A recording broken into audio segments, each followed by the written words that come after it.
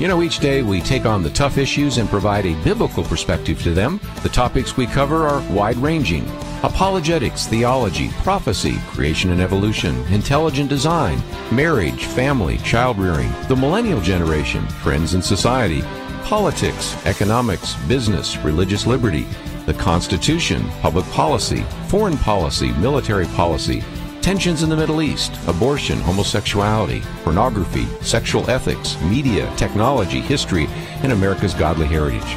We talk about anything that affects your faith, your family, or your freedom.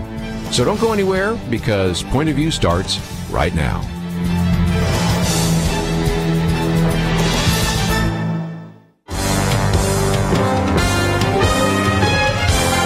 Across America, live.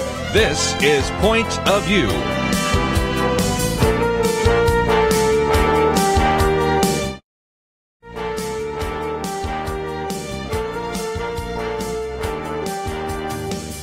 And now, Kerby Anderson. Thank you for joining me today here on Point of View. We have a packed show, so you're going to have to listen fast, because we're going to be covering all sorts of issues. And just a little bit later this hour, we're going to talk about the State of the Union address last night, and we'll get some perspective on that.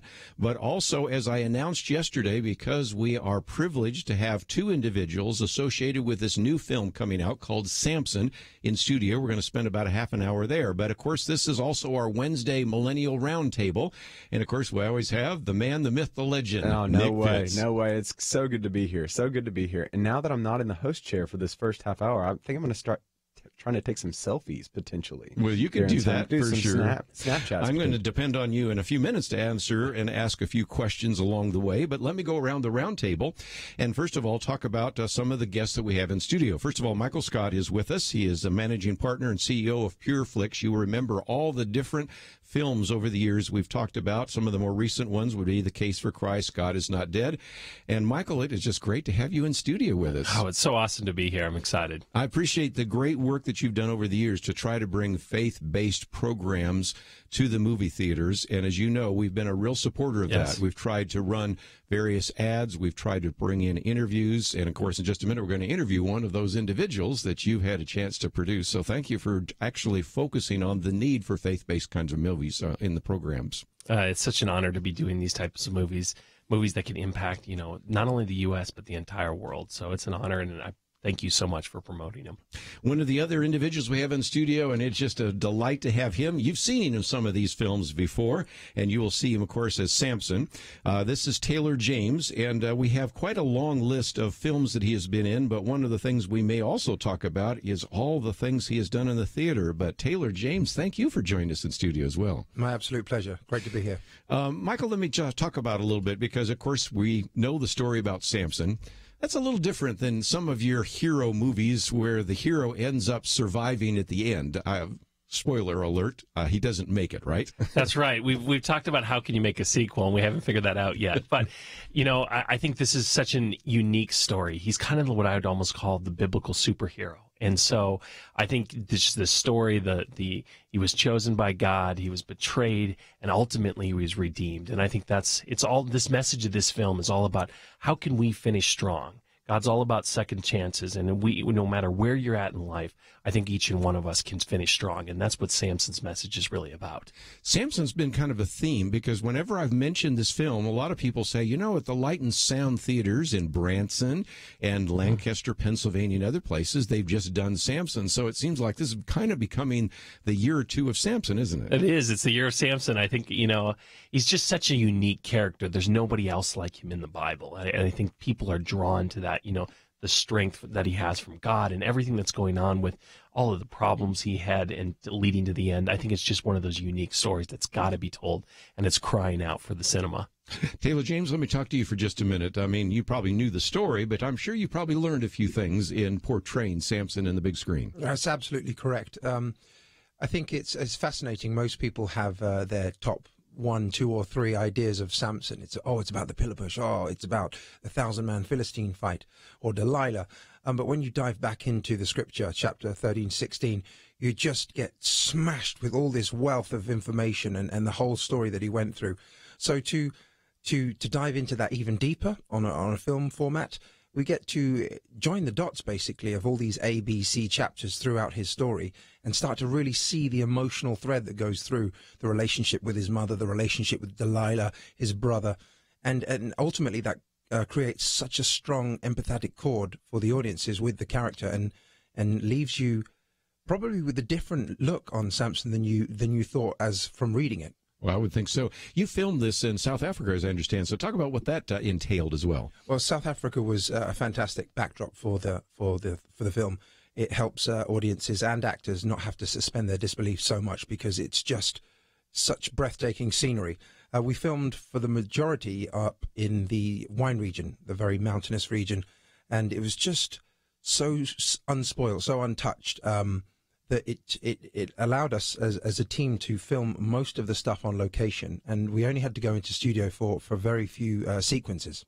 That's phenomenal. Okay, so for our audience that's listening in either on YouTube or on Facebook right now, they can see Taylor and they can see the movie pictures behind him. And so I'd be fascinated. What was like your favorite scene? I'm an action hero guy, and so I'm just captivated. What was that like you just still pops out in your mind?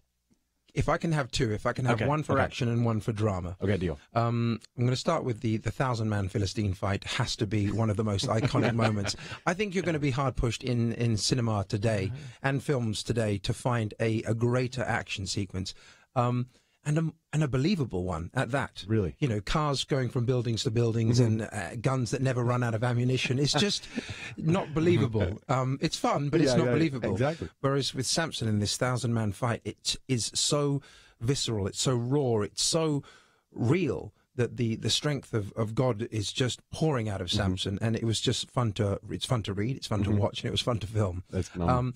And for the drama, it has to be the moment of redemption, right at the end of the film, where Samson has lost his family, he's lost the respect of his people, he's lost his sight, but he sees clearest because he has ultimate humility in God and gets redemption. Wow, that's phenomenal. So thinking about it, I'm thinking about just the emotional toll that had to take on you, the spiritual toll it had to take on you, the physical toll. How did you prepare for a film like this?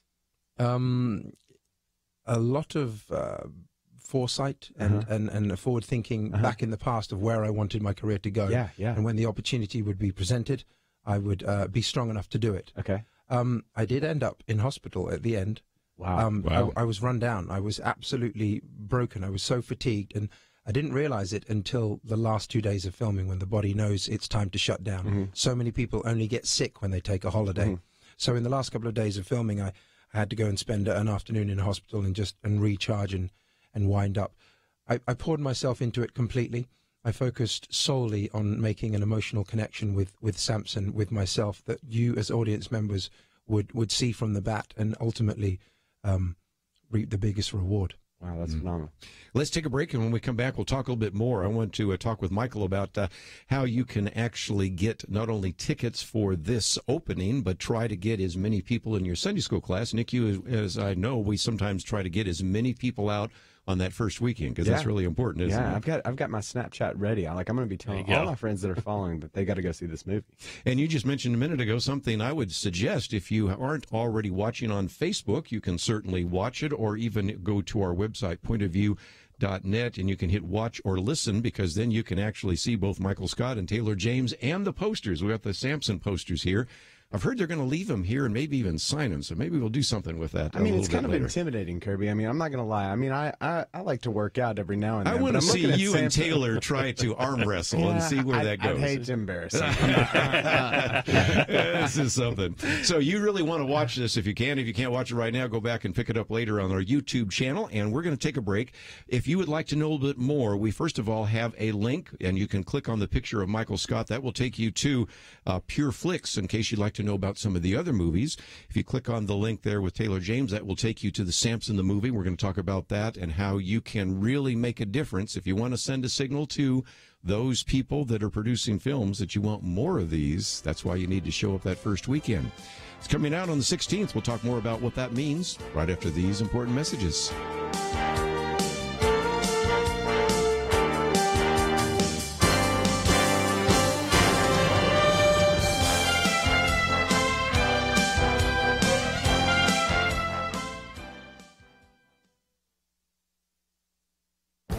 This is Viewpoints with Kerby Anderson. An LGBT group known as Campus Pride has published a list of more than 100 Christian colleges and universities that are deemed dangerous because they don't affirm the homosexual lifestyle. They hope that corporations will use this shame list to blacklist graduates from these Christian institutions. Rod Dreyer is concerned that this is exactly what will happen. Companies and corporations that take pride in being inclusive and diverse may decide to avoid recruiting on these campuses and might even blackball anyone from these schools that has it on his or her resume. He asks a number of good questions. How long do you think those colleges and universities will be able to hold out if major corporations, yielding to pressure from LGBT groups, treat diplomas from there as badges of shame? If graduate schools refuse to consider students with bachelor's degrees from these shame schools, how many of those schools on the shame list will be there in 20 years? This list compiled by Campus Pride illustrates something that I've talked about for many years. Homosexual activists aren't really interested in dialogue. They merely want to marginalize anyone who disagrees with them and punish them if there's an appropriate mechanism to do so. The shame list is an attempt to negotiate the terms of a Christian college surrender. Comply with our demands or be forced out of business because your students won't get jobs and won't get into any graduate school. So if you look through the list of Christian colleges, you will find that for many of these schools, their supposed offense isn't something that would even arouse concerns from many liberals or progressives. One administrator of a Christian school that was not on the shame list said he was surprised his university was not on the list. He may not have long to wait. Even opposition to a piece of legislation or an Obama executive order is enough to put you on the list. Your time is coming. I'm Kerby Anderson, and that's my point of view. For more information about issues covered on Viewpoints, visit pointofview.net. Pointofview.net.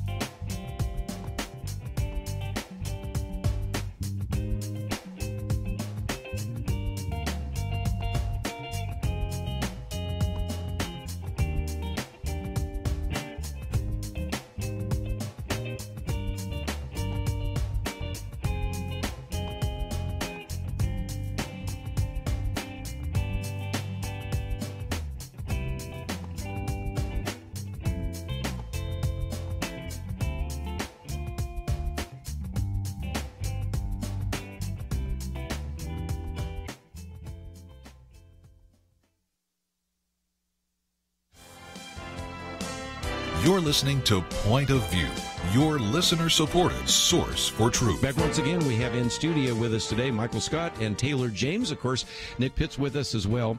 We have a link to Samson movie Pure Flix, and we'll talk more about how to find some of that information in just a minute. But Nick, I know you have a few more questions. Yeah, so Taylor, we were talking about right before the break, there was just so much preparation that went into a film like this. And you were talking about some of just the emotional and the spiritual component, but obviously Samson's known as a guy of strength. So tell us a little bit about that physical preparation that you did.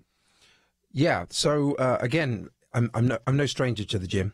Working out has been a part of my life, and part of this vision that I had about playing such iconic roles in the future that led me to maintain a certain disposition of training and diet.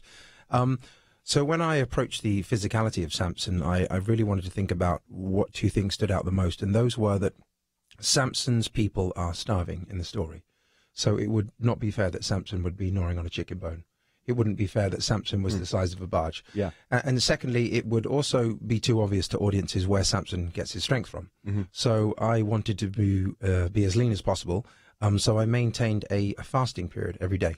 I abstained from food or calories for 18 to 23 hours every day. Then I would work out, and then I would feast in my eating window. It's something that I've done in my life for the last few years, and it's something that I just have such a wonderful connection with. They say you starve your ego to feed your soul, and I feel that same preparation and mind frame went with dieting and fasting. That's phenomenal. Wow, that's so powerful, Kerby. Let's, if we can, talk a little bit about what everyone can do to make this successful. And Michael, let me come to you for just a minute, because you know that we have over the years promoted things like God's Not Dead and the Case for Christ, and we always say how important it is to be there that first week. February 16th. And so talk about what can happen, because we have links here to samsonmovie.pureflix.com. And we've got a couple of other links that people can find there as well. There's a trailer. It's about 1 minute and 45 seconds. So we always tell people to watch the trailer, then hit the share button, put it on your Facebook page or put it on your Twitter feed or send it to your pastor. And I intend my Sunday school classes, we almost routinely go out and buy 30 tickets. Sometimes we just try to rent a whole theater just to, again, send a signal that we want more of those kind of films. What would you suggest? Yeah, I think going to the website's easiest. Let me give them an easier website, just www.samson.movie. You go there, you can get trailers. You can learn more about the film. There's some heart of the pieces of how we did Samson, how that production was made. Now, if you're a group or a church or an organization or a ministry that wants to bring a bunch of people, you can learn there how to buy tickets for a group or buy out a theater, which we encourage everybody to do. It is all about opening weekend. We send a message to Hollywood opening weekend. They either say it worked and this is something that we need to look at, or it didn't work. And so we encourage everybody to come out. February 16th is opening night, and through that weekend, which is President's Weekend, come out as many as you can. Bring your friends. One of the things I encourage people about this film, it's different. It's not, I hear sometimes, sometimes they can be very preachy or this or that. This is a true Old Testament classic. It's an epic action film with love and drama and all the parts that really hit, and it's entertaining. So you got a neighbor, you got a friend that you want to, say, hey, come join me. I think there's a wonderful message in there for them, and they will be truly entertained at the same time. So Samson.movie. Everybody go there. You can check out the trailer. We also are on Facebook, YouTube, wherever you want. Share it out to your friends, the trailer, other content that we have, and we just appreciate all the support of the viewers out there. Yeah, so that's one of the things I want to hit on, Michael, because growing up as a millennial, we're just naturally rebellious. We're selfie-taking, Uber-riding, student debt-accumulating individuals. We're just naturally kind of rebellious dispositions. And so one of the things that I'm always keenly aware of is that sometimes, like, the whole Christian movie industry has kind of been it just doesn't have always the best kind of characteristics that are associated with it. But as I looked at the trailers, as I just hear more and more, like, there's just a real raw and vivid story. So how do you balance between kind of that just good storytelling of a movie and then being true to the biblical narrative? We always strive to be true to the biblical narrative. I think that's our first and foremost thing as we look at it. What is in the scriptures? What does it say? And then obviously when you take a book like Samson, there's 8-9 pages, a few chapters there, but you're doing 100-page scripts. So you do naturally got to have some look at history, try to understand what was happening with, scholars and everything back then to really try and fill in the gaps and build that storyline. But I think what you'll find here is all the points in the Bible are there. But the story itself is so vivid. It's so filled with, betrayal. He was chosen by God, with love, and everything that happens, he was redeemed. I think all of those things really bring this to the. This is probably, I think, other than the story of Jesus, might be one of the most iconic stories in the Bible. You ask even people that aren't Christians out there, and they'll be like, oh, yeah, I know about Samson, the guy with long hair and the action and, pushing the pillars.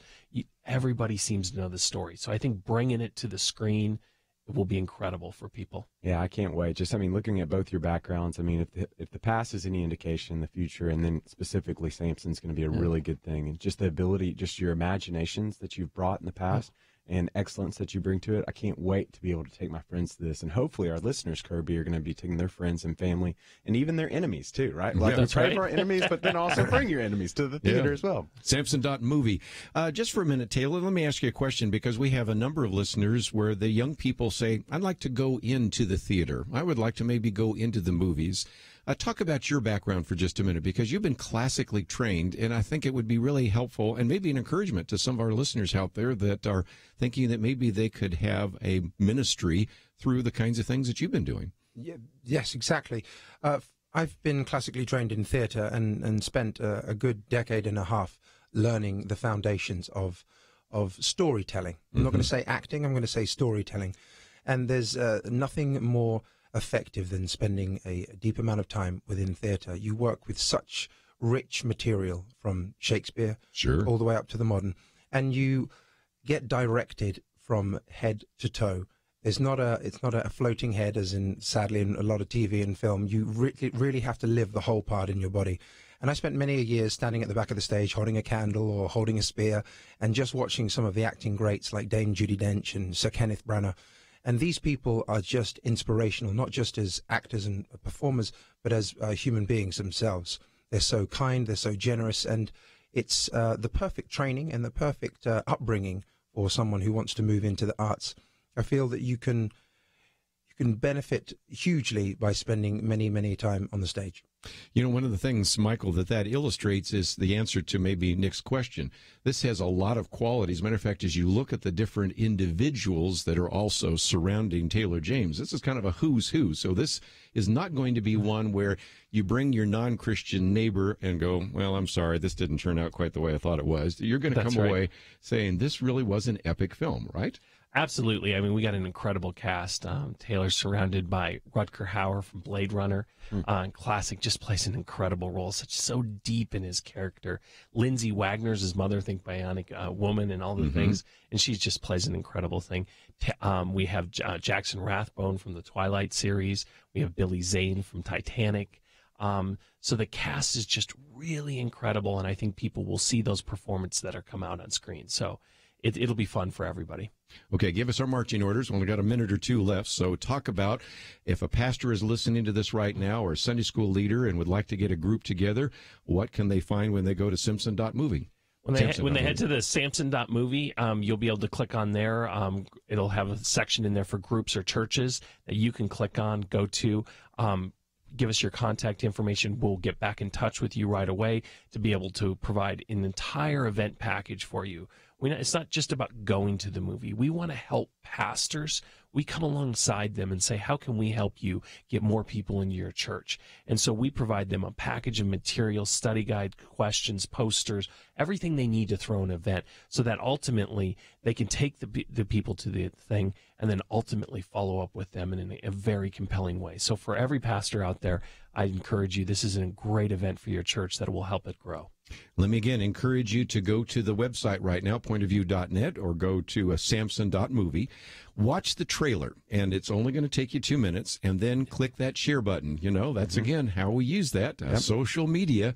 There are a lot of people, if I went out right now with a microphone saying, do you know that there is a Samson movie coming up? I don't think many people would say yes. So we need to get the publicity out before February 16th, don't we? It's just so easy. So if we think about it from the social science research side, that Michael and Taylor are going to be able, they can put money into advertisements in order, and they've done that to be able to make sure that the broadcast and make sure individuals know about the movies. But we always know about the power of the testimony, and even social science research indicates that your friends are more likely to trust and to go and act on something that you yourself post. So it makes it all the more incumbent for you to go on to Samson.movie, post it, and share it on your Facebook page so that your friends can see it. And that's just a seed that's sown that ultimately will always reap a harvest. I love all the social media expertise that Nick Fitz brings to the conversation. And, of course, this is our Millennial Roundtable. If there's anybody good at social media, it's the millennials, right?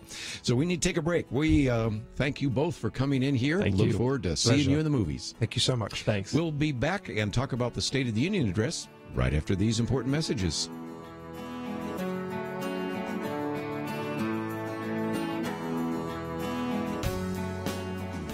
Point of View turned life right side up for Emily's children.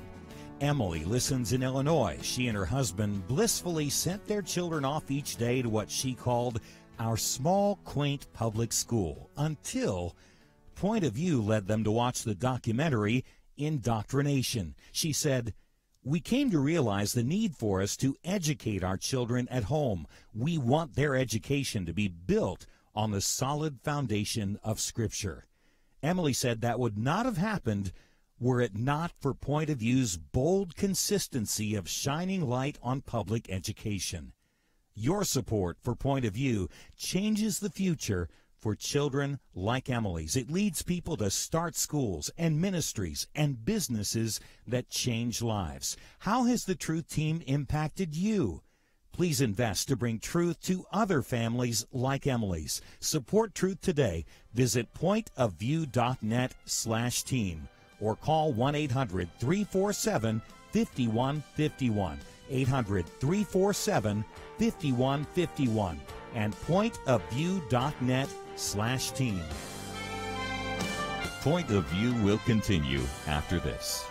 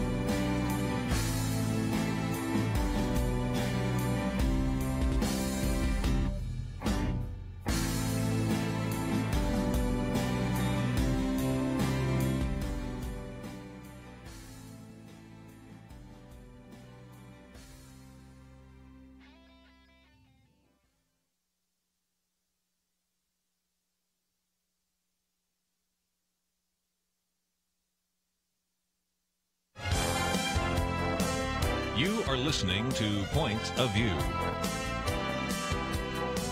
The opinions expressed on Point of View do not necessarily reflect the views of the management or staff of this station.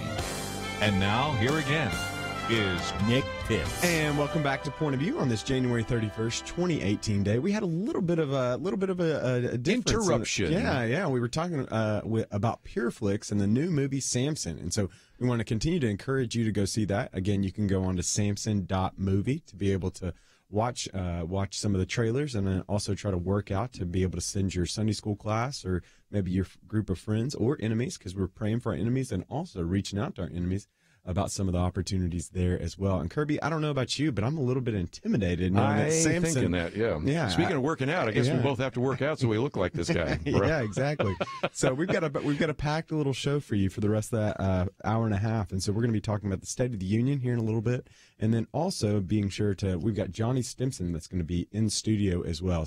Johnny Stimson is a secular music artist, but really is a strong Christian. And so what it looks like from a millennial standpoint to be able to engage the culture, Johnny's just doing some phenomenal work, and can't wait to be able to introduce him to you all and then to have him share just about what it looks like to work out his faith in the music industry. But without further ado, let's talk about the State of the Union, yes. Kerby. We've got a little bit going on.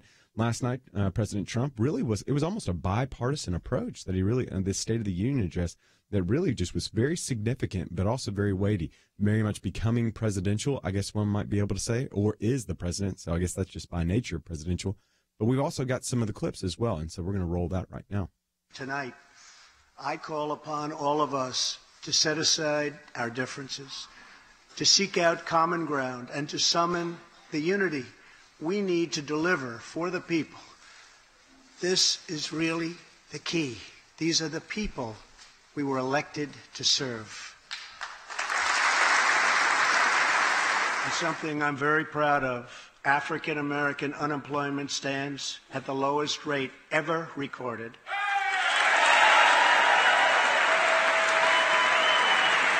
The second pillar fully secures the border.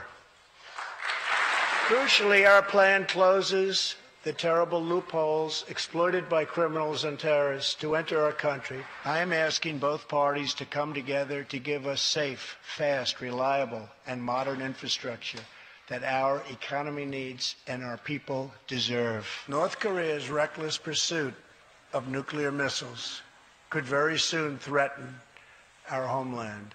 I just signed, prior to walking in, an order directing Secretary Mattis to re-examine our military detention policy and to keep open the detention facilities in Guantanamo Bay. Evelyn, Elizabeth, Freddie, and Robert, tonight everyone in this chamber is praying for you. Everyone in America is grieving for you. Please stand. Thank you very much. We should never, ever forget. The people dreamed this country. The people built this country. And it's the people who are making America great again. And that clip was from CNN. And Kerby, that was really, it was fascinating, and also it was what some are considering a pretty good State of the Union address, right? It certainly was, and there are a couple of issues. Number one, it was a very long one, and that's always a difficulty because how many people pay attention? This weekend, I'm going to be in Little Rock. I'm speaking in a church, and I'm going to go to the Presidential Library. The person that holds the record is Bill Clinton. Bill Clinton. But this is the third longest one, in terms, not the longest one, but a third in the list, and so it went for a long period of time. But back to the point you made just a minute ago, it was an attempt to be bipartisan, and all day yesterday the White House made a point about the fact that this would be something to bring people together. Well, if you watched the lack of reaction from some of the people in the audience, primarily Democrats, but even when there was an announcement of this is the lowest unemployment rate for African Americans in history, and most of the African Americans just sat there, you think. So I think the White House honestly thought that when we bring out all this positive news, people would applaud. But the people just dislike Donald Trump or the Republican agenda or whatever, the White House, that it just wasn't the kind of unifying message that I think the White House really believed it was going to be. Yeah, and so we'd love to hear from you. Were you disappointed in it? Were you encouraged by it? You can call in 800-351-1212. Again, that number's 800-351-1212. Or you can hop on over to Facebook, facebook.com/pointofviewradio. You can leave a comment or a question, and we'll be sure to get to that on air. And Kerby, I think one of the things that we were talking about before the show that I think was really significant is there was a shift moving away from the eyes that we saw in the previous administration, and even to a certain extent during President Trump's inauguration address, Very true. the eye component. And really, there was much more of a we. We and our, yeah. And again, that I think they said they only counted 29 times used the word I, and we were in the hundreds when if you added up the we and the I and all the rest of those. So obviously, he was talking about we and our. He used the word America so often that the ACLU complained about it. So that's another issue. But I think it's important. There is a sense in which when you come into the office of the presidency, and you've studied this as much as I have, the weight of it begins to weigh on you, and you begin to realize that even though I've actually finished a partisan campaign, even though I've come into the White House, and now I'm in the Oval Office, you begin to realize the gravity of all of that, and you realize you are to represent the rest of the people, all of the people, whether they voted for you or not. And so I think that's part of it. It also was, again, an attempt to try to say these are the things that we, the people, need to achieve. And so let's give the president credit for that. And he did spend a fair amount of time talking about his successes. That's not surprising because, if nothing else, I think he probably feels like the mainstream press hasn't given us any credit for all the things we've accomplished. We've done a pretty good job, I think, around Point of View to do that. But the big question that I think will be remaining from this State of the Union address is, you've accomplished so much in 2017, but what does 2018 look like? I'm really hard put after even one of the longest State of the Union addresses ever given to have any good idea, other than the issue of immigration, what the president wants to accomplish this next year. Yeah, that was one of the things that I was really interested in, Kerby, because I wouldn't even say it was bipartisan. I just want to say it was Trumpian. And I mean that in all due respect. I would agree. Because he's just his own entity. Mm-hmm. He is his own being. And so when I thought about some of the proposals that he put forward, obviously there's the immigration that's been put out there, the 1.8 million individuals to be able to be brought in. But then was everything from, then you've got the infrastructure plan, which is 3 times as large as candidate Clinton proposed in 2016 at $1.5 billion. Yes, I don't know. That left some of us wondering, where is that money coming from? Yes. So there's that bipartisan, the infrastructure component. There's the paid family leave that was out of, I mean, that well, we know where that came from. That was from Ivanka. Yeah. And then you've also got, surprise, surprise, Guantanamo Bay is going to be it's going to be kept open. So I'm just thinking, man, he is covering this wide gamut of issues in true President Trumpian fashion, right? Well, let's now talk about the elephant in the room. And I don't mean a Republican elephant. I mean this big, or the gorilla in the room, and that is the national debt. We have a $20 trillion debt. I was at something yesterday with Tim Wildman and Dan Celia in which he predicted, and I think he's probably right, that eventually we're going to have a $30 trillion national debt. And nobody talks about this. Now, to be fair, neither candidate Hillary Clinton nor candidate Donald Trump talked about it. Even during the primaries, I don't know that candidate Bernie Sanders talked much about it. Occasionally, you could find one Republican candidate. And yet, you and I know, and especially since this is the Millennial Roundtable, you millennials are going to inherit this debt that has been put on your backs, and nobody seems to be talking about that. Thank you for that. Yeah, so that's not something I'm proud about that the previous generation has done to you. But that's, again, one of those questions that really needs to be addressed, and I have yet to see any politician ready to really begin to take that on. I think that was one of the fascinating things. I was at the Tate Lecture Series last night, and Ian Bremmer of the Eurasia Political Group was talking, and he was kind of comparing and contrasting us with China right now, to kind of channel that Ron Farrow article that came out in the New Yorker about how China is establishing itself more on the global stage, and then you've got the U.S. that's kind of taking a step back, much more of a nationalistic approach right now. And one of the fascinating things of the comparing and contrasting is he says that we're entering into a time in which Americans are experiencing great prosperity right now. And you see this, what the stock market's doing. You see the innovation that's happening. You see what's happening with just unemployment numbers that are plummeting. There's some good things that are happening. But one of the things that he says was different relative to us in China is the long-term strategy, whereas China typically tends to be much more proficient and better at creating a long-term strategy. One wonders what the American long-term strategy is, and one wonders if that came out last night. And we'd love to hear from you. You can call in at 800-351-1212. Again, that number's 800-351-1212. We're going to be taking your phone calls in this next segment after we get back from the break. But also, since it's the Millennial Roundtable, and just because we're Point of View and we're right on the edge, you can log on to Facebook, facebook.com/pointofviewradio. Again, facebook.com/pointofviewradio. And you can leave your comment and question there, and then we'll be sure to get to it on air. But when we come back, we'd love to hear from you about the State of the Union address coming in at 80 minutes long. What did you hear? Were you left impressed? Were you left wondering? Did you have questions or responses? We'd love to hear from you. We'll be back right after this.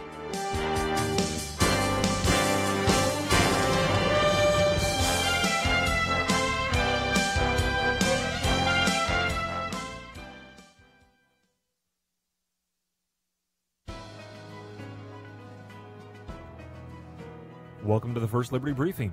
I'm Jeremy Dice. After World War II, soldiers from the Army's 10th Mountain Division sought to honor their fallen brothers who were lost while fighting in some of the roughest terrain in Europe. The memorial is a 6-foot-tall figure of Jesus in the style of religious shrines they had seen on battlefields in Europe. The Knights of Columbus in Kalispell, Montana, erected this veterans memorial known casually as Big Mountain Jesus. It stood without complaint for more than 60 years atop Big Mountain in the Flathead National Forest. One group wanted to knock the memorial down. They sued the U.S. Forest Service for permitting its presence on top of Big Mountain. First Liberty Institute filed a friend of the court brief on behalf of the state of Montana and the roughly 2.4 million members of the American Legion. We asked the court to preserve the 10th Mountain Division Veterans Memorial. The United States Court of Appeals for the Ninth Circuit held that the memorial is constitutional. The court explained that the Constitution does not require the government to purge cultural or historic symbols from the public square merely because they are religious. Veterans should be given wide latitude in determining how they choose to honor their fallen brothers in arms. And if these veterans choose religious symbolism as part of their memorials, the government's response should be one of respectful neutrality. To learn how First Liberty is protecting religious liberty for all Americans, visit firstliberty.org. I'm Kelly Shackelford, President and Chief Counsel of First Liberty Institute. Some people think our religious freedom will soon be gone, but that's not true. The fact is that First Liberty, a national network of America's top attorneys, is winning over 90% of our cases. We defend religious freedom for people like you. Go to firstliberty.org and read the exciting story. That's firstliberty.org.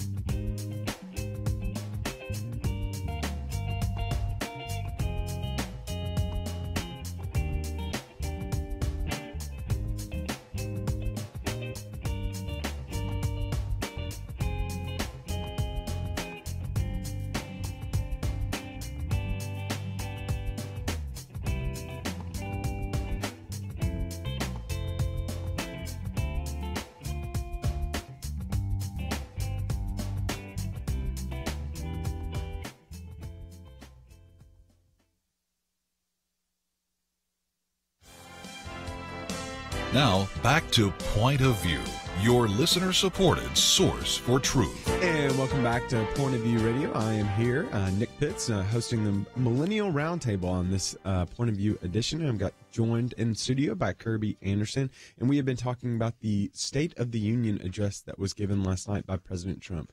Really just a kind of a smorgasbord of just issues and policies and a lot to cheer about, just because the state of our economy and really the state of our union is doing very well. When you think about it from the domestic side, relative to the job numbers, relative to the stock market, just some great things that are happening. And then overseas as well, we're seeing what he's done with the overtures relative to ISIS, and just a lot of good things that are happening. And so, again, but we'd still love to hear from you. And so we're going to be taking phone calls during this segment, and we'll also be sure you can call in, rather, at 800-351-1212. Again, that number's 800-351-1212. We're going to take a phone call out in California right now. We've got Patricia. Patricia, you there? Yes, I am. Hey, Patricia, what's your point of view? Well, my point of view is, I would just like to say that I watched the State of the Union speech by Donald Trump last night. I agree with a lot of the platform that he has in his policies, but I think that he's having a big problem is because of the way he speaks to people and the way he insults the different, either if it's the races or people in general or someone who disagrees with him. I think that's why he's having a lot of people that's not accepting him. Patricia, I think you're reading my mail right now. He just said that at the break, basically. So I wouldn't say great minds think alike. I would never put you have one of those Star Trek mind melds because you are both saying almost the same thing. That's amazing. You know, Patricia, I am. I want to acknowledge first off, it is well documented that both this president as well as our last president had what some would consider just an infatuation with themselves. But I guess would that be a fair characterization? That'd be fair. So, but to a certain degree, we just have to understand the reality. There's just a certain audacity for an individual to say, "I can be the leader of the free world." Yeah, these are not wilting violets. Okay, we get that. These are individuals that just have a great sense of self-confidence. But let me ask the question: if he were not to insert himself in every one of these tweets, okay, I think his approval rating would go up. Don't you think? I think the approval rating would be double what it is if there wasn't so much. If we didn't have so much of him in the media cycle right now, of him commenting on everything, of him being a part of every particular conversation. The U.S. populace can only handle so much, and if I hear so much from some person, even if it's stuff that I enjoy, it tends to become burdensome and wearisome when we're listening to it. And again, I just was reminded, as he recounted everything that's happening underneath his presidency, there's a lot of good things happening, Kerby. There's a whole lot of good things. But if you'll notice some of the press coverage, it's not always about what's the good that's happening.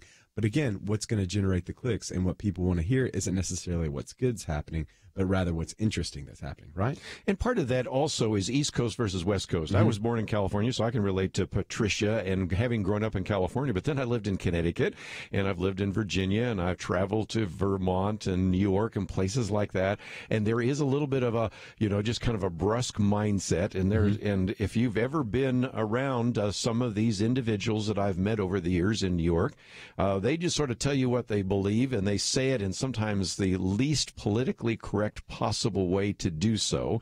So part of this may be where his heart is. Part of it is the way he communicates it.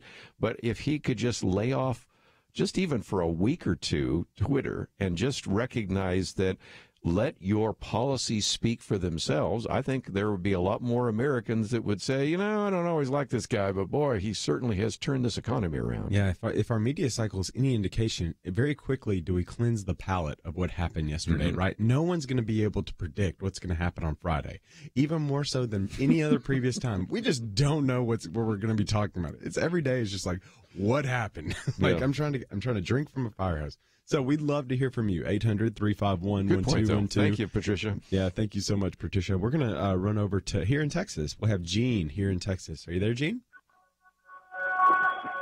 Yes. Hey, Gene, what is your point of view? My point of view is I wanted to make a comment on the president's speech. And the lady before me, she just about quoted everything that I was wanting to say. I am a Democrat, and the things that he did say, I definitely saw some of the things that he did, that I agree with, but there were some that wasn't, as such as speaking for the different the races, the Hispanic and the African American. That he was saying that the job was low. The unemployment rate. The unemployment rate was low, but that's not so because I am an African American too, and I know that so many people are still struggling. So he can't speak for me on that part right there. He needs to get to the lower common folks to talk about these things, and before he puts them out there for the whole world to hear, because they would think that this is really happening, that the African American is pulling up even more.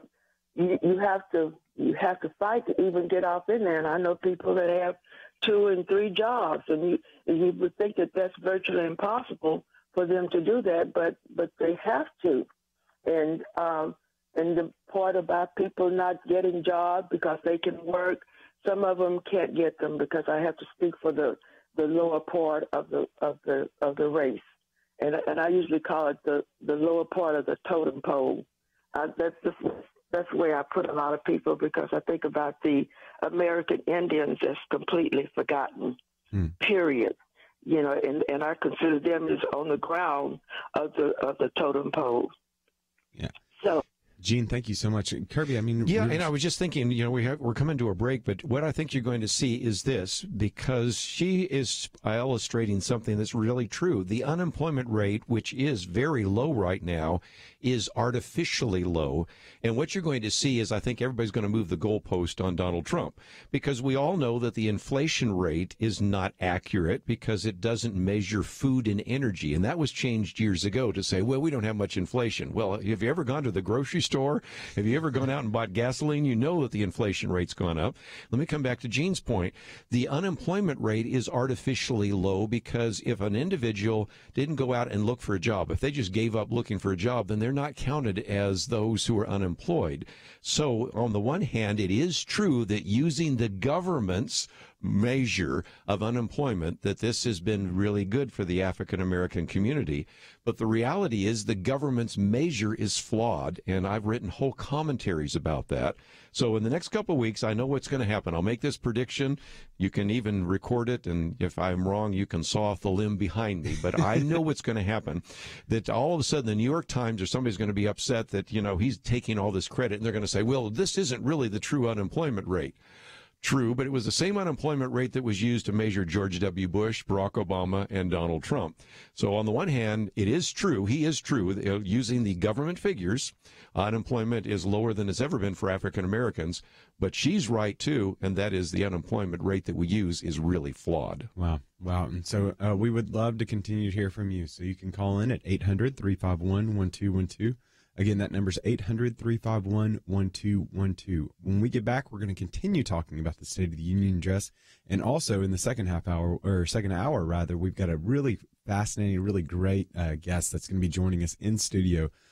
It'll be Johnny Stimson. And you are going to want to check him out, as well as listen in on just what I anticipate to be a really great interview. You can find out more about him at pointofview.net. But when we come back after this break, we're going to continue taking your calls and also talk more about the State of the Union address. Again, that number is 800-351-1212. 800-351-1212. And we will be back right after this.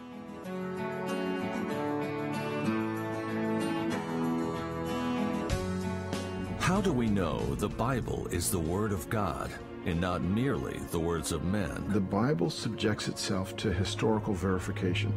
It puts itself at risk of inquiry. From the American Family Association, The God Who Speaks explores the evidence of the Bible's inspiration and authority through some of the world's most respected biblical scholars. Just answer the questions that we've had on our heart recently. Learn more at thegodwhospeaks.org. Once upon a time, a man sat down before a microphone and began sharing stories, news stories, personal stories, God stories.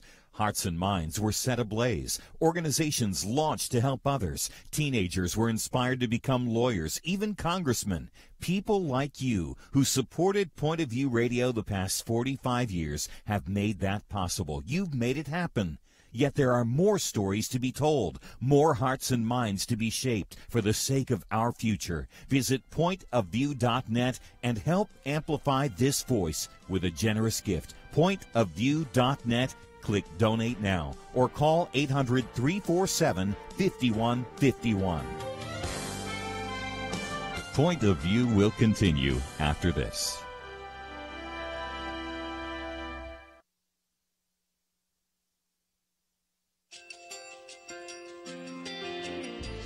I just want to thank you so much for all the wonderful programming you have. You're just absolutely fantastic. I recently started listening to Point of View, and I really found it interesting because of the different subjects you cover. Thank you for that. I really appreciate everything that you do in keeping us informed. Thank you, Kerby, for everything that you have been doing. I appreciate all the work that you're doing, advocating for the Word of God. Thank you so much. Point of View, I think, is absolutely necessary because it's a Christian perspective, a biblical worldview perspective, and receive very current, up-to-date information. about what is really going on, week to week in our culture, which is changing so rapidly, and yet it's morally sliding backwards. Yeah, I'm just, first of all, I think you guys, y'all's program is wonderful, and enjoy it every day. I learn so much every time I listen to it. Point of View Radio Talk Show.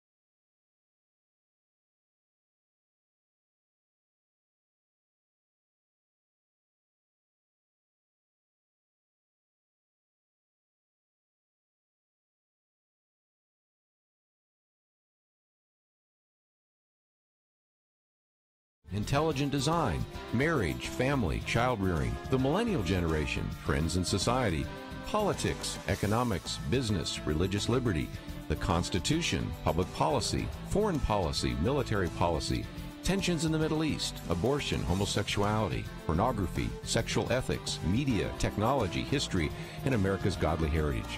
We talk about anything that affects your faith, your family, or your freedom. So don't go anywhere, because Point of View continues right now.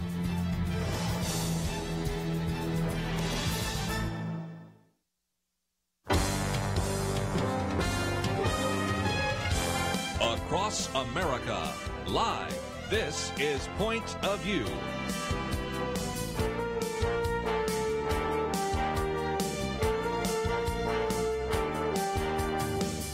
And now, Nick Pitts. And welcome back to Point of View for the second hour on this January 31st, 2018 day. I am Nick Pitts, and I'm joined in studio by Kerby Anderson. Yes. Kerby, so great to have you here. And again, State of the Union address for a few more minutes, and then we're going to have a chance to hear, again, some more artists. This has been a really interesting day where we've covered just every possible topic The that we state can. of this show is broad today. Yes, very broad. Very broad. And so we are so excited. Well, we do have some callers, so we'll see what they want to say. Exactly. So during the first hour, we had the Samson movie people here. We had everyone from Michael Scott, who is the director and kind of the lead of the Pure Flix, which is the broadcasting group that put it out, and Taylor James, who is Samson in the new Samson movie.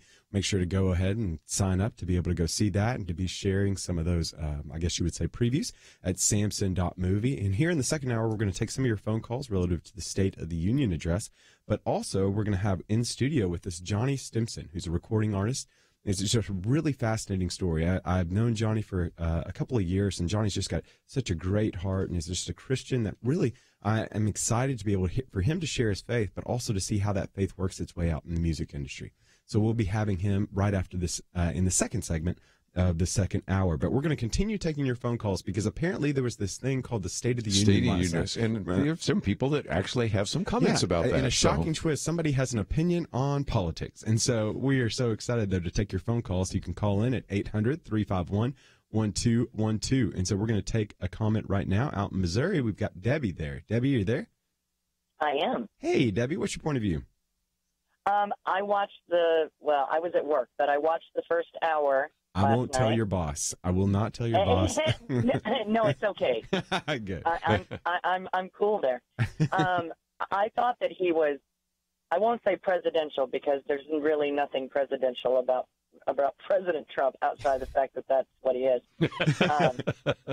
Just saying. Yes. But I thought that he was very eloquent in his demeanor and his delivery. I think that he got a few jabs in without, the montage of his normal tweets. What irritated me was the Democrats. You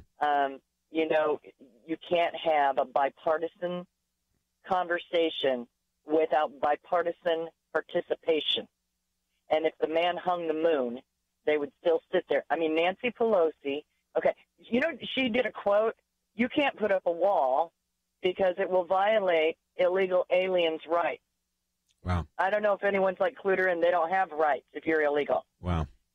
So you have this, the whole time, I don't know, she looked like she was removing a piece of food from underneath her denture plate. And then you have, the sad looks and the like, I wish I wasn't here. And I'm like, are you people not? You need to come together for the people. This has nothing to do with the Democrats or the Republicans. It should have to do with the people. You all work for us. We don't work for you. You work for us. And as far as the last comment from the lady that was talking about the unemployment situation, granted, and I agree that can't be true.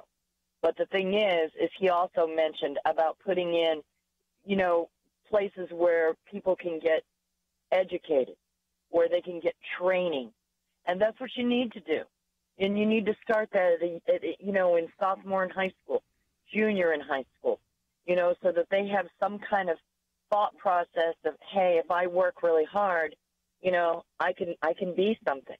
They have to have and it's not just minorities, it's every culture.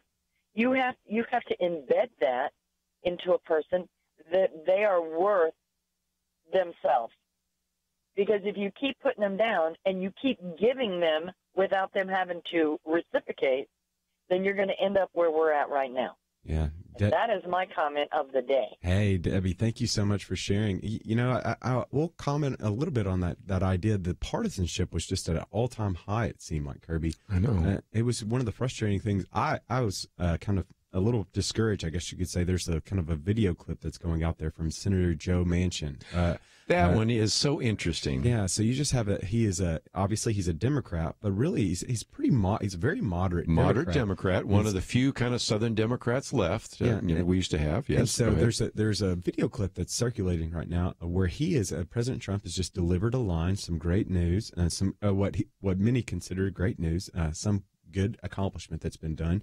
Senator Manchin starts clapping and begins to stand, and then all of a sudden he recognizes some of the other senators of the Democratic persuasion, staring him down, I guess, and he just sat back Sits back down. And again, it's just like we've got to put patriotism over parties, right? That's like something. You know, anybody that thinks that peer pressure only exists in high school has not been in the House of Representatives or the United States Senate, and that's the issue. Again, as the old guy around the table, this is our Millennial Roundtable. Sometimes I like to insert the fact that there was a time when if Ronald Reagan said it, even if the Democrats didn't agree, they'd at least applaud. They may not stand and they might hoop and holler. Tip O'Neill might say, okay, I'll give you that one. And this is not happening now. And this is discouraging because, as Debbie points out, you work for us and we want you to get something done. And when there's just this scowl on the part of individuals, you should be applauding or at least not scowling when we talk about the fact that we've lowered the unemployment rate, when we've increased GDP, when there are 250 companies, as we talked about yesterday, that in one way or another have provided $1,000 bonuses, $3,000 bonuses, contributions to 401ks. That's something that helps everybody, Republican, Democrat, Independent. And yet there is just such disagreement with Donald Trump and such disagreement with this administration. And I don't think it's just Donald Trump. I think if Donald Trump were to step down tomorrow and Mike Pence were giving that same message, there still is such partisanship that they wouldn't even applaud if that was done by Vice President Mike Pence. And I think that's one of the things that we just have to be cognizant of. Yes, there are individuals and there are characteristics that you can disagree with about our president. And I think that's legitimate. But when you can't cheer along things that are legitimately helping everyone else, you lose your legitimacy in that, right? Because we know, from a biblical perspective, we know faithful are the wounds of a friend. An open rebuke is better than secret love, is what one of the Proverbs 27 says. Like, there's a sense that, yes, we can criticize an individual, and our criticism doesn't necessarily mean we don't support them, but when all you do is criticize, and you can't even rejoice when those who are rejoicing, that becomes very problematic. And again, I've switched it around because I want people not to see this just partisan. There was a time when the Republicans were known as the obstruction party.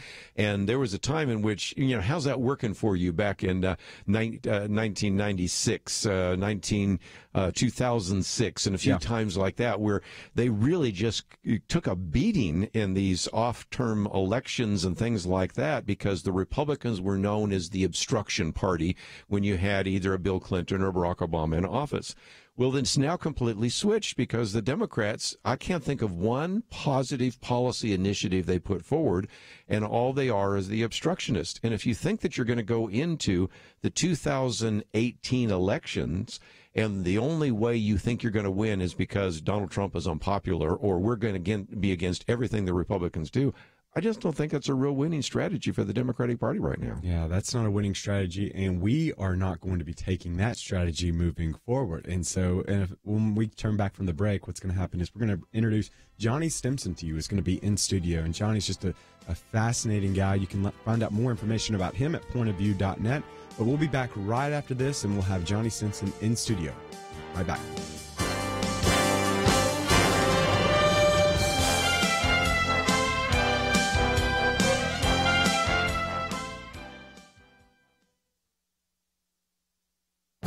This is Viewpoints with Kerby Anderson. An LGBT group known as Campus Pride has published a list of more than 100 Christian colleges and universities that are deemed dangerous because they don't affirm the homosexual lifestyle. They hope that corporations will use this shame list to blacklist graduates from these Christian institutions. Rod Dreyer is concerned that this is exactly what will happen. Companies and corporations that take pride in being inclusive and diverse may decide to avoid recruiting on these campuses and might even blackball anyone from these schools that has it on his or her resume. He asks a number of good questions. How long do you think those colleges and universities will be able to hold out if major corporations, yielding to pressure from LGBT groups, treat diplomas from there as badges of shame?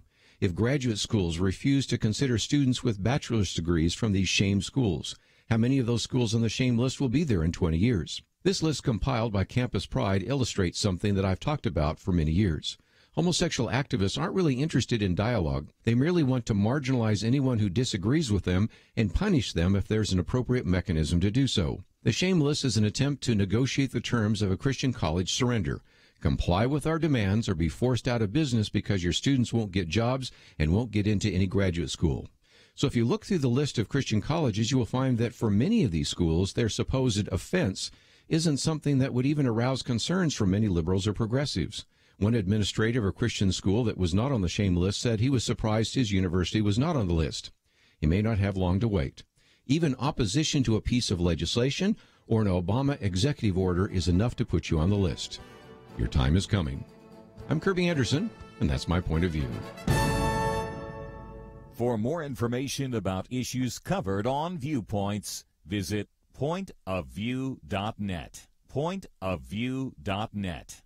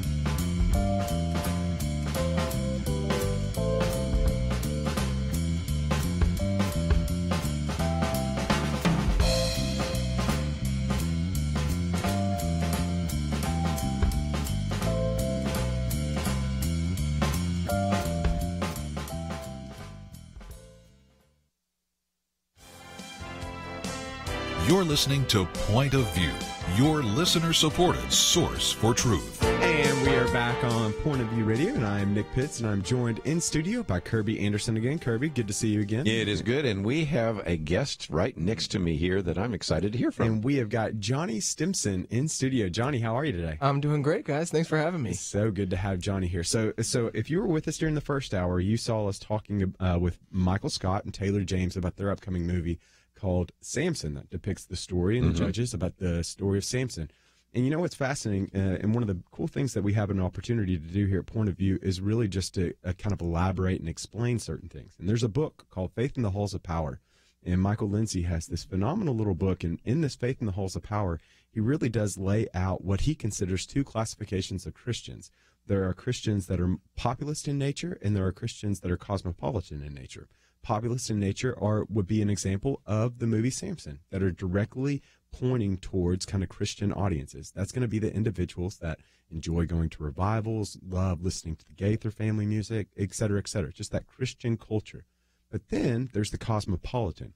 And the cosmopolitan Christians, according to Lindsay, in this phenomenal little book, Faith in the Halls of Power, are going to be individuals that appreciate the arts. They're going to be individuals that really do see, kind of understand that they're always living before the face of God, is what Brother Lawrence would say, and seeking after excellence, and knowing that excellence and the beauty that they produce points to the beautiful Creator, as what it says in Psalm 50, verse 2, that he sits forth in Zion and shines forth in perfect beauty. And so we saw a populist classification of Christianity with the movie Samson, and now we're going to see an opportunity to hear more from Johnny, who I would consider a cosmopolitan Christian, about how he, a Christian, has made his way into the music industry. So, Johnny, so glad that you're here with us today. I'm so glad to be here. I bet you that's the most different introduction that you've ever heard. Man, it was so well said, and it's stuff that I think about all the time. That's been awesome. Cool. So, Johnny, give us some background on you. Grew up here in Dallas, and tell us a little bit about yourself. So I grew up in Dallas, and I kind of have been interested in music for my whole life. My dad has been a big part of helping me understand how does music work. And then even on through college, I was studying business, but making the choice to go and do music industry stuff, I have a very supportive family that was interested and helped me push that along. So how was that first kind of expressed? Were you were in the worship band at your church? Yeah. And then, I did a bunch of worship band stuff, and then I had kind of rock bands in high school and everything. And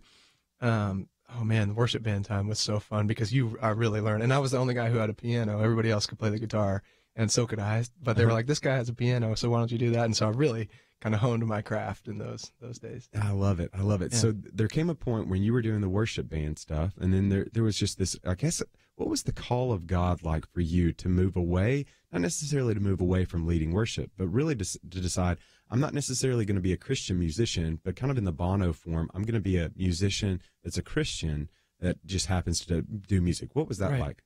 Well, it was a big choice for me in college to decide whether or not to go into the business world versus trying to do this really scary thing, go into the music industry. And at that point in my life when I was kind of making that choice, I wasn't leading worship that year. I did some through college too. And my heart sings for joy when I think about those times. It's a really special thing. But at that point in my life, I had love songs on my brain, and that's what I found that I was doing really well.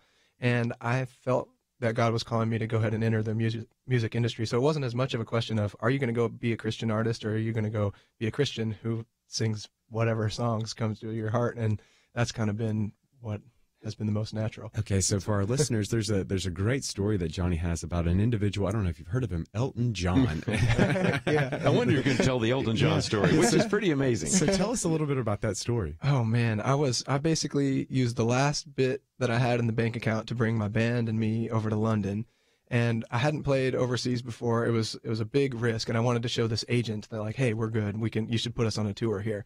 And we went, and it was like a rainy Wednesday, and the venue wasn't even really open, and some like technical difficulties happened. And I was like, man, I spent all my money to come and do this thing, and I don't know if it's going to be that fruitful. And my band guys they're super loving dudes. They were quick to put their arm around me, but I was a little discouraged after the show. It went okay.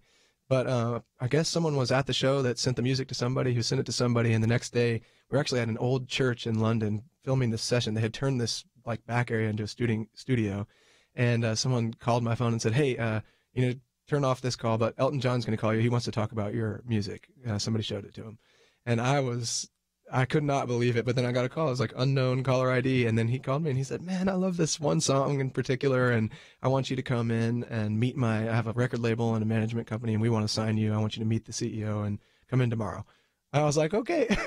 So that's great. And I remember I was overcome. It was so affirming and just so encouraging for him to kind of say, this legend who I grew up listening to his voice in the radio and then hearing his voice on the phone to encourage me. I felt so overwhelmed, and I was like, I need a minute before we record this thing. And I went into the bathroom, I remember, and I walked in and I put my hand on the wall, and I just was like, I could feel my heart beating, and my eyes were closed, and I opened my eyes, and there's a big poster of Elton John right there. I was like, oh man, I can't, this day is getting weird. That's what just listening to his story, Kerby, reminds me of Elijah, right? So Elijah has that moment where, he really is so discouraged after so much, and then all of a sudden God speaks to him in a small whisper of a wind, and that whisper of a wind, just to breathe that bit of encouragement, just because discouragement really is just trying to speak into those, it's trying to feast on those insecurities, and really to have somebody else to be able to, especially an individual like Elton John, to be able to breathe life into a dream that you've always known the capacities and talents you have, right? Right. And you asked about how did I come to this conclusion to do this type of music, but I think that was a choice I made, kind of at the end of college, and I thought, I'm going to go out on a limb and try going in the music industry. But over and over in the past several years, I think that God has used instances like that, or encouraging family members, or just little things that are so obviously him saying, Johnny, keep up the good work, keep doing this thing. So that's been affirming. I know that God brings those little moments to us like that. That's awesome. And so you're speaking about some of the good things, but we've also heard some of the discouraging things. So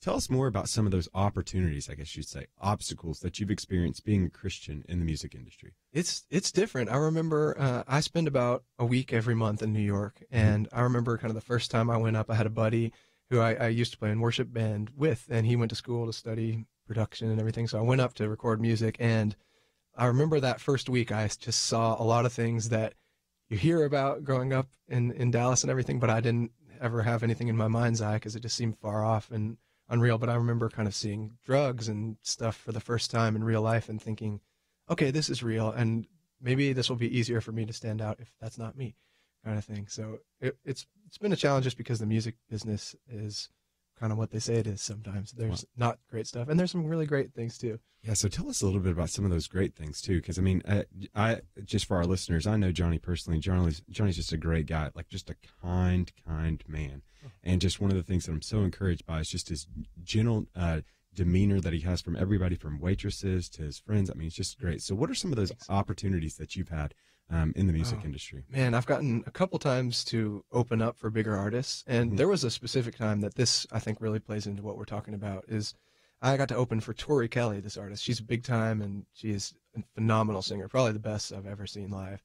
And I just saw her doing a similar thing that I had in my brain, which is writing secular songs and living your life as a believer and being outspoken about that. And she had a much bigger platform than I did, but I got to watch her for, 17 tour dates or something, however many we played, and see the way that she carried herself. And I think that was directly from the Lord, just saying, Johnny, this is possible to do this thing, because she was doing it on a much bigger scale. But that opportunity to get to sing for 2,000 or 3,000 people every night, it was very cool. That's awesome. Yeah. Okay, so I need you to brag on yourself now, okay, for a little bit, because for our listeners, I mean, Johnny, you might not know Johnny, but Johnny's got some accomplishments behind him. By the grace of God. We'll go ahead and couch it in the grace of God. So tell us about some of those accomplishments that have happened. Oh, man, I think that kind of signing to the record deal, that was a really big deal in the UK, but I've had some really neat opportunities where my songs get placed in TV shows or movies or commercials, and I've had a few of those. That there was one particular commercial that was like a healthcare company in England, but it was kind of went viral on Shazam, and it kind of broke some records on that thing. And so I've had a lot of things come from sort of TV area, and it's just allowed me to kind of pad the bank account and be able to keep trying to do this thing, because I love it every day. My biggest accomplishment, which it really isn't one, is I get to sit around in my sweatpants and play the piano all day, and I love doing that. I know God made me to do that. So. That's phenomenal. So this is Johnny Stimson, and so you can find out more about Johnny by going to the website, pointofview.net, and again, pointofview.net, or you can go online to facebook.com/pointofviewradio, and you'll see some of the broadcast here. But we're going to take one of those commercial breaks, and when we come back, we're going to have kind of something new that we haven't had at least in a while. We're going to have an artist actually perform here in studio. Johnny's going to perform one of his shows, or one of his songs, Honeymoon, and he's going to tell us a little bit about this, about the story behind this particular song, which is just really knowing a little bit about it. It's just very captivating. So you're going to want to tune in. So be sure to follow up. You can call in as well, 800-351-1212. Again, that number's 800-351-1212. And be sure to go online to pointofview.net or facebook.com/pointofviewradio to find out more information on Johnny. And when we get back, we're going to hear Honeymoon in studio and hear more about the story of it. So you'll want to tune in right after this.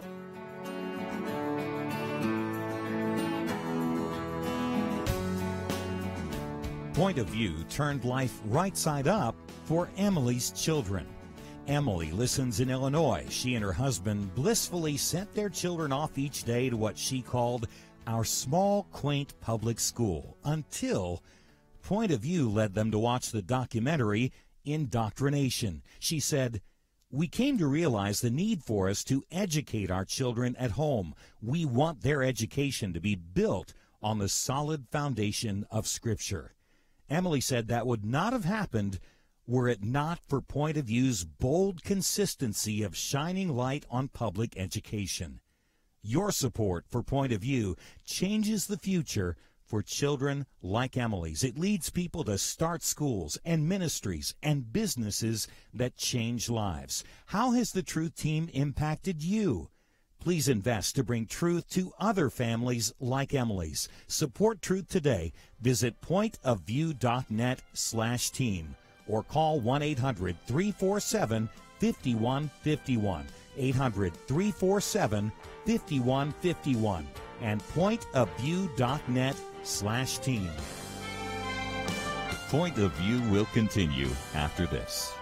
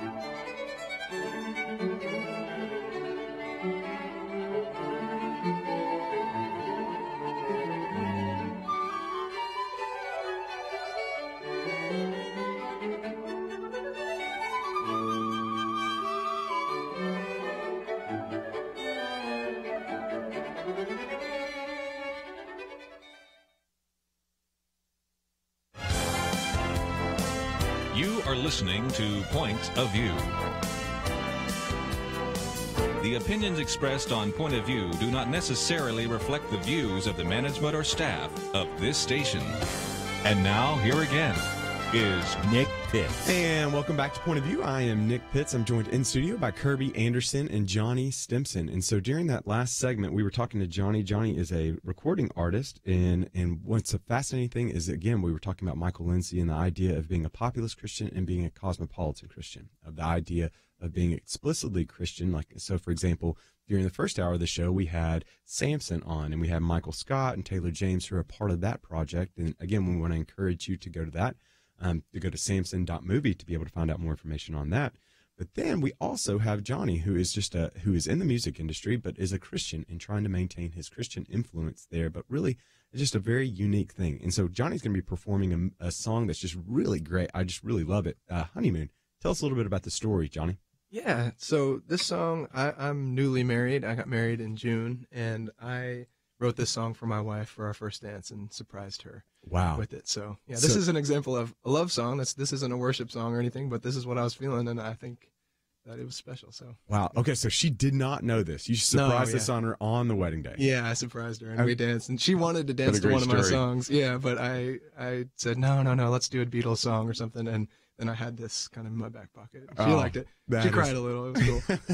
That is phenomenal. Okay, so ladies and gentlemen, for the first time on Point of View, we have Johnny Stimson performing the song Honeymoon. Here it goes. Thanks.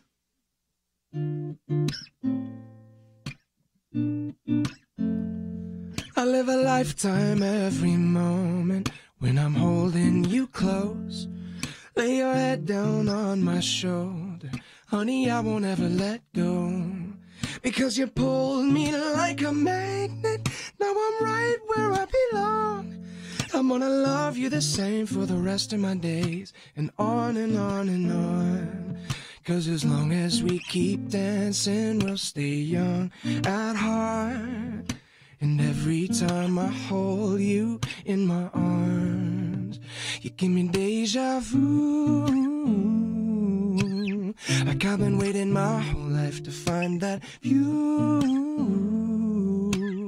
'Cause when I'm looking at your eyes, I go from California to Timbuktu, back to dancing in the living room. If I got you, baby, every day's a honeymoon. It's a honeymoon. Oh, baby, every day's a honeymoon.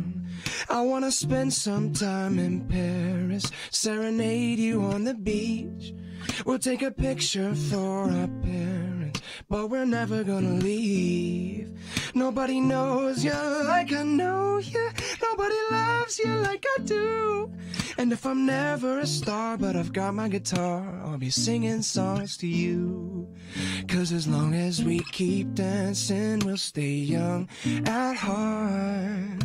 And every time I hold you in my arms, you give me deja vu. Like I've been waiting my whole life to find that view. 'Cause when I'm looking at your eyes, I go from California to Timbuktu, back to dancing in the living room. If I got you, baby, every day's a honeymoon. It's a honeymoon. Oh, baby, every day's a honeymoon. Maybe we'll end up in New York City. Maybe we'll end up out in LA. Maybe we'll decide to stay right here forever after. I will love you all the same. You give me deja vu. Like I've been waiting my whole life to find that view. 'Cause when I'm looking at your eyes, I go from California to Timbuktu, back to dancing in the living room. If I got you, baby, every day's a honeymoon. It's a honeymoon. If I got you, baby, every day's a honeymoon. That was phenomenal. That was so good. So good. Thank you. Johnny Stimson playing the song Honeymoon. And again, just such a beautiful, beautiful song. Just so grateful for him. Kerby, what'd you think? Well, again, one of the things we talk about so often here on Point of View is the need for us to be the salt of the earth and the light of the world. And he just alluded to a few minutes ago, didn't you, that sometimes the music industry is a little bit dark. So we can curse the darkness or wait in some lights and lamps, can't we? Totally. I think that this past few years while I was falling in love with my now wife, I was just seeing this really beautiful reflection of God's love and learning how to love better and everything. And I think writing a song about that is a worthy cause. Yeah, certainly is. Yeah. I think about just some of the statistics. Again, we were talked about it, and it was just on CNN, and there were some other articles about kind of the idea of being monogamous now, right? Of not necessarily being faithful to your wife. Well, there's upwards of what's called 15 to 20% of individuals that are in open marriages now. Yeah. But again, what we see with this song is you wanting to talk about continually pursuing after your wife, one, and continuing just that that lifelong pursuit of what we see kind of in Song of Solomon, but also to the extent that you're really doing it, you're being able to show this song and to be able to perform this song with excellence, and really not just wanting to sacrifice faithfulness for the sake of excellence, right? Thanks. Yeah, that's my hope anyway. I think so. What about this issue of perseverance? You know, certainly there is perseverance in marriage, which you're going to find out as the old married guy around the table. But just think about the perseverance for just a minute for you to literally spend your last few dollars to get to England. And then finally, then in some respects, you kind of say, I've been waiting for some kind of blessing from the Lord. That comes in the 11th hour, doesn't it? Definitely. And so sometimes what you are, I think, sharing with some of our listeners is the desire to persevere in your craft, whether you're a writer, whether you're, as we talked about today, interestingly enough, with Taylor James, an actor, in your case, whether you're a recording artist, whether you're just a businessman, a lawyer, a doctor, a parent, perseverance is really important, isn't it? 100%. Yeah, I have found that I have a lot of friends who went and did kind of regular jobs that I sometimes feel this feeling of, man, that seems great. And there are days when being a musician isn't as cool as maybe some of my friends think it is, because it's hard. It's owning a small business, and it's really kind of getting down the nitty-gritty. But at the core of it, I think God made me to make music, and I have felt that strongly. And I think about, Adam naming the animals. I think God delights when we're creative, and when I sort of write these love songs for my wife or whatever they are, I hope that that's me being faithful. That's beautiful. And he who started the good work will see it to completion, that not only he gave you the gifts, but he also is going to see you through it with his faithfulness. And so, Johnny, for our listeners, tell our listeners more about where they can find out more information on you, where they can kind of get more access to some of your songs, et cetera, et cetera. Yeah, well, you can look pretty much anywhere online. If you search my name, Johnny Stimson, I have johnnystimson.com, and you can search it on Spotify or iTunes. And I have a few music videos for that song I just played. Bethany and I, my wife, we filmed a bunch of clips of us on our actual honeymoon. We went to Paris and everything, and we made a music video for it. So you can check that out, too. That's phenomenal. So, again, for our listeners, johnnystimson.com, JohnnyStimson, johnnystimson.com. They can find out more information.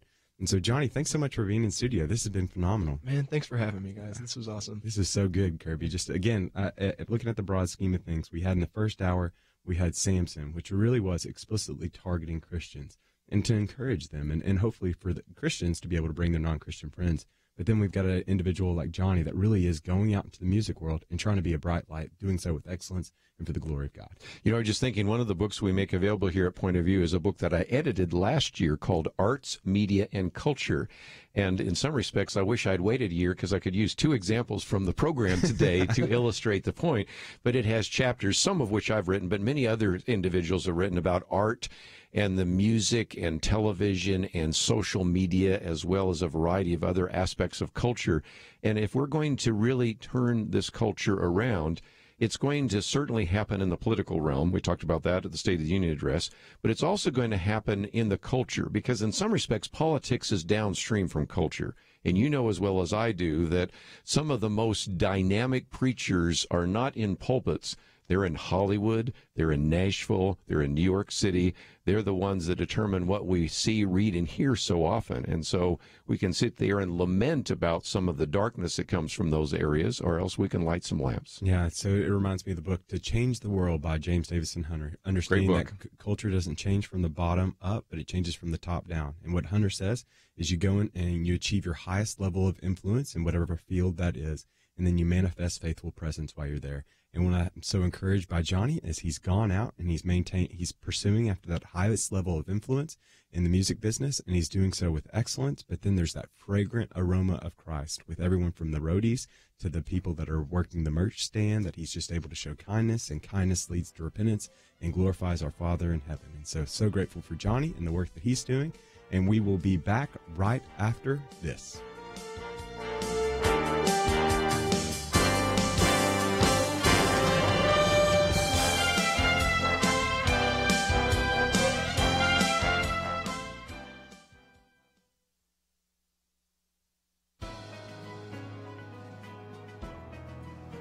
Welcome to the First Liberty Briefing. I'm Jeremy Dice. After World War II, soldiers from the Army's 10th Mountain Division sought to honor their fallen brothers who were lost while fighting in some of the roughest terrain in Europe. The memorial is a 6-foot-tall figure of Jesus in the style of religious shrines they had seen on battlefields in Europe. The Knights of Columbus in Kalispell, Montana, erected this Veterans Memorial, known casually as Big Mountain Jesus. It stood without complaint for more than 60 years atop Big Mountain in the Flathead National Forest. One group wanted to knock the memorial down. They sued the U.S. Forest Service for permitting its presence on top of Big Mountain. First Liberty Institute filed a friend of the court brief on behalf of the state of Montana and the roughly 2.4 million members of the American Legion. We asked the court to preserve the 10th Mountain Division Veterans Memorial. The United States Court of Appeals for the Ninth Circuit held that the memorial is constitutional. The court explained that the Constitution does not require the government to purge cultural or historic symbols from the public square merely because they are religious. Veterans should be given wide latitude in determining how they choose to honor their fallen brothers in arms.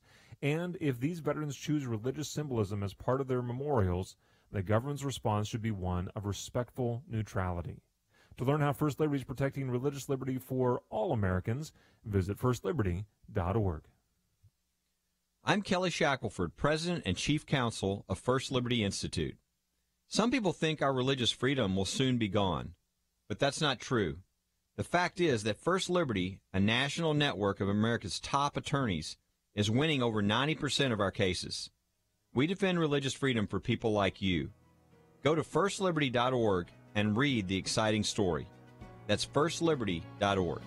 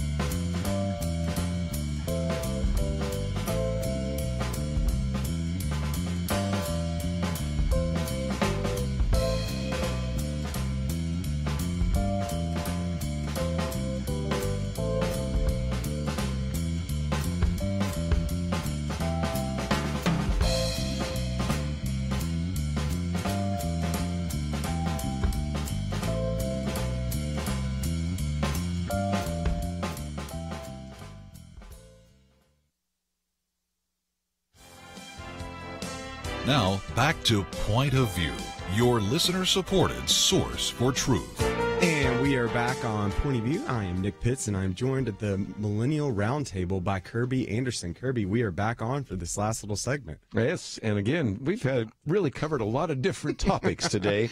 Don't think we'll ever have a program like this again, but at least it turned out this because everybody could come in on this day, so we changed the Millennial Roundtable around a little bit, didn't we? We had the Millennial merry-go-round today.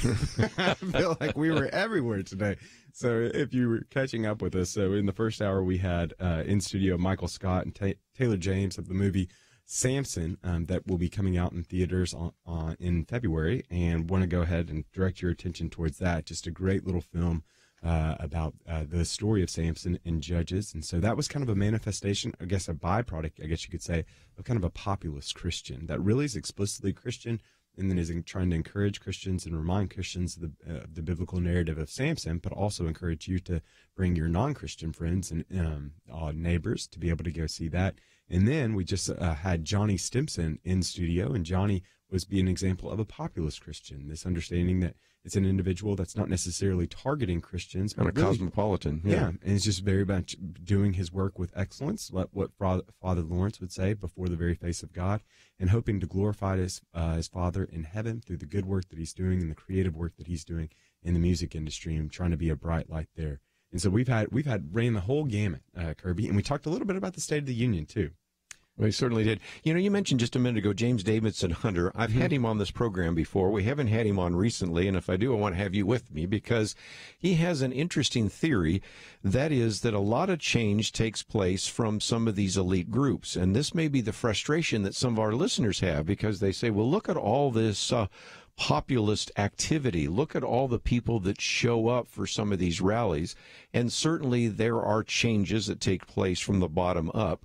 But the reality is that some of the centers of power, the academy, for example, the media, news, those kinds of things, even in the business world, oftentimes a key individual who can go into those arenas and see that as a mission field can really make a difference. And so whether it is Taylor James as an actor, or whether it's Johnny Simpson as a musician, or whether it's any one of our other listeners out there that might be called to a level of heightened opportunity, I certainly want to encourage some of those individuals to see that as a mission field as well. And, we think about it from a millennial perspective. So millennials have largely been characterized. One of the characteristics is this kind of anti-institutional individuals that very much are kind of hesitant towards that. And what's really difficult for them to understand, I guess for us to understand, I should say, is that really institutions are the entities that really leverage the change that they so desire to see, right? You think about what Apple does has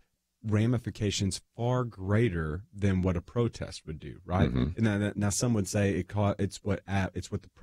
Apple is just kind of reacting to the protest, but in reality, it still takes an individual to bring about and leverage that change within the institution. It reminds me of Maurice de Talleyrand's quote, and he says that without individuals, nothing changes, but without institutions, nothing survives. And it's just a reminder that we don't necessarily need to shun some of these institutions and some of these organizations, but we need to figure out how our skill set and how our propensities and some of our capacities really meld together with the institutional kind of vision of these things in order that we can bring about this change, right? Yeah, I was just about ready to use that Talleyrand quote, so I'm glad you got it, because it is, again, if you want to make long-lasting change, you certainly need to have some kind of institutional structure.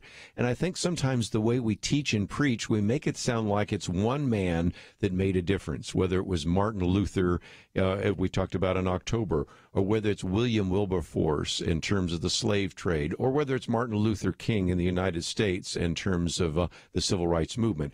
And each one of those individuals I mentioned, and many, many more, certainly are influential, but they did it as a group. And if you recognize the importance to use your gifts and talents, certainly that's one part of it, but also to work together, to link arms with other individuals, that's how we're going to see real significant cultural change. And I think sometimes we tend to, in the churches, make it sound like, well, if you really want to serve God, you go into the pulpit, or if you really want to serve God, you go into the mission field. And I want some listeners to recognize there's another mission field out there, and it's called the professional world. And if you really believe that you are called to be an actor, called to be a musician, called to be a doctor, called to be a lawyer, called to be a software programmer, whatever that might be, those are opportunities to make a positive impact in society and really to begin to turn the culture around. I mean, if we look to the history for examples, right, and so we see everybody from William Wilberforce would be an individual, right? When he came, he had the famous story of how he came to faith, and then he went to John Newman, and John Newman was the writer of the Amazing Grace, yeah, Amazing Grace, and he asked him, what am I to do? Do I need to go into the ministry? And Newman continued to encourage him. No, you stay in the House of Commons, stay in the Parliament, because when you stay in the Parliament, you can enact change.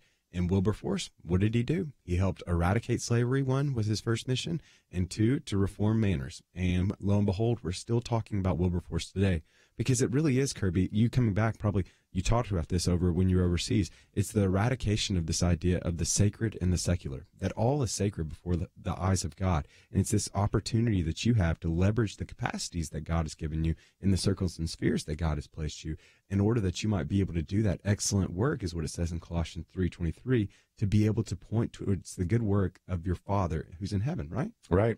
Well, and again, we just talked about politics for just a minute, because even though I was talking about politics downstream from culture, we need to be politically involved. And our most recent booklet right now, Making Your Vote Count, I have a section in there about how, in many cases, we as Christians have not been good stewards of the vote. So I think another action item in light of what we're talking about here is to make sure that you're registered to vote. Frankly, if you're listening to Point of View, you probably registered to vote. But I bet you have in your sphere of influence other people that are like-minded believers who are not registered to vote. Or, let's say they're all registered to vote.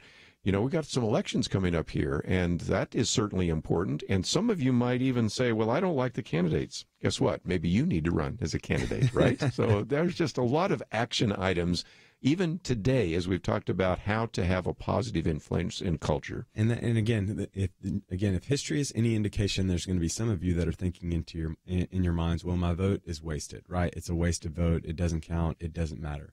Well, the reality of the matter, according to 1 Corinthians 15, 57, and 58, is there's no such thing as wasted anything if it's done in faith. We know it's impossible to please God without faith.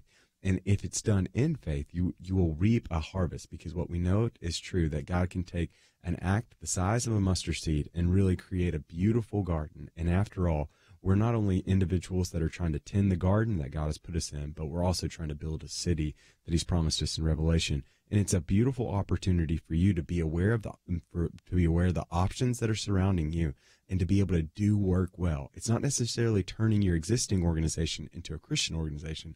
It's just being a Christian in that organization, being the individual that's kind to individuals, being the individual that brings donuts, especially if you're listening from my office. Yes. Bringing donuts. Or peeps. Or peeps, exactly.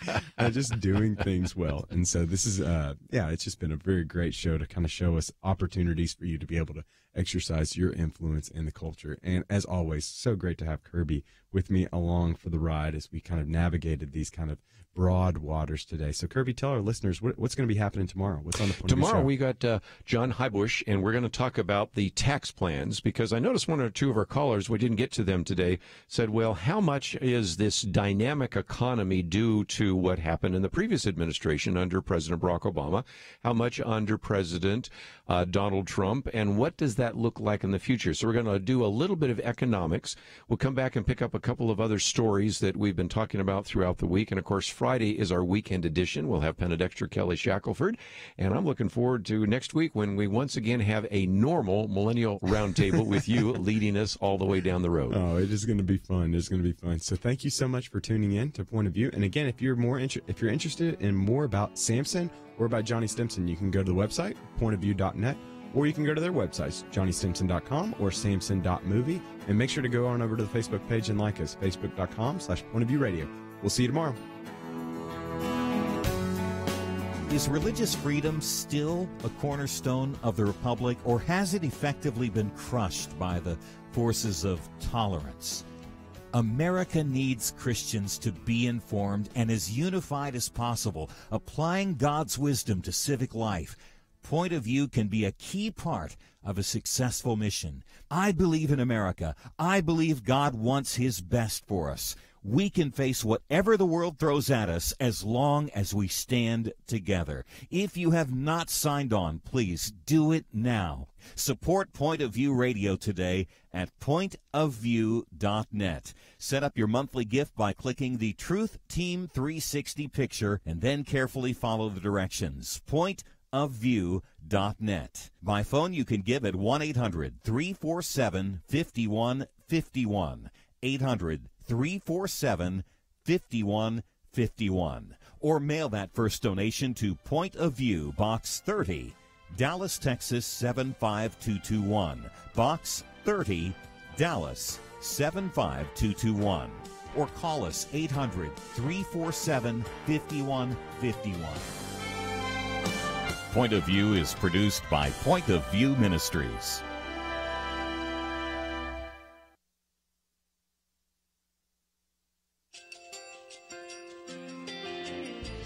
I just want to thank you so much for all the wonderful programming you have.